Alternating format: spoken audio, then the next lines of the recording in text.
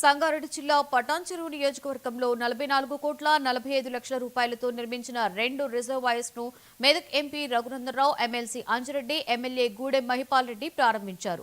Ameerpur municipal పరిధిలోని బందంకొమ్ము శ్రీకృష్ణ బృందావన్ కాలనీలో 11,32,00,000తో 2 million లీటర్ల జీఎల్ఎస్ఆర్ రిజర్వాయర్, తెల్లాపూర్ మున్సిపల్ పరిధిలోని ఉస్మాన్ నగర్ లో 33,13,00,000 రూపాయల వ్యయంతో 2 మిలియన్ లీటర్ల ఈఎల్ఎస్ఆర్, 4 మిలియన్ లీటర్ల జీఎల్ఎస్ఆర్ రిజర్వాయర్స్ ను హెచ్ఎండబ్ల్యూఎస్ ఏర్పాటు చేసింది. ఈ రిజర్వాయర్స్ తో తాగునీటి సమస్య తీరనుందని ఎంపీ రఘునందనరావు, మహిపాల్ రెడ్డి అన్నారు.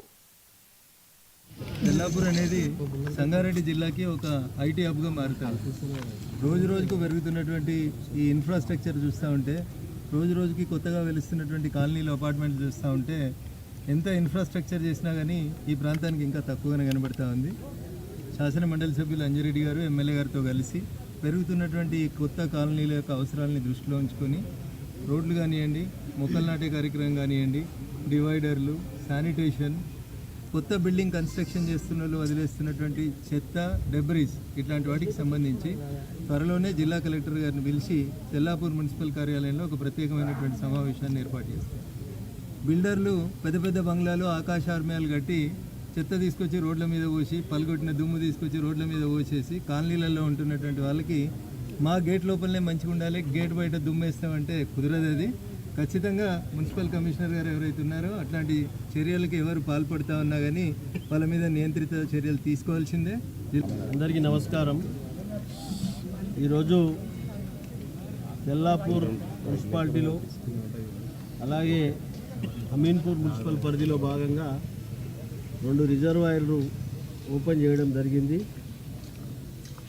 ఇది పూర్తి స్థాయిలో విత్ పైప్ లైన్లతో సహా కంప్లీట్ చేయడం జరిగింది.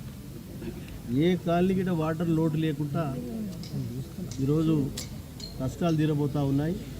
మీరు పూర్తి కాస్ట్ 2 రిజర్వాయర్లకు 44,45,00,000. ప్రతి కాలనీకి, ప్రతి ఇంటికి నల్ల ఇచ్చే కార్యక్రమాన్ని పైప్ లైన్ అంతా డిస్ట్రిబ్యూషన్ చేయడం జరిగింది. అందరూ ఏ ఇబ్బంది పడకుండా వాటర్ కానీ, రోడ్లు కానీ, కరెంటు కానీ, మున్సిపల్ పరిధిలో ఉన్న కాలనీలకు మౌలిక వసతులు సమకూర్చి ప్రజలకు ఇబ్బంది లేకుండా సమకూర్చడానికి ఇక్కడ అందరము సిద్ధంగా ఉన్నాం. కాబట్టి దీన్ని పూర్తి స్థాయిలో సద్వినియోగం చేసుకోవాల్సిందిగా మనవి చేస్తూ ఈ కార్యక్రమంలో ముఖ్య అతిథిగా మన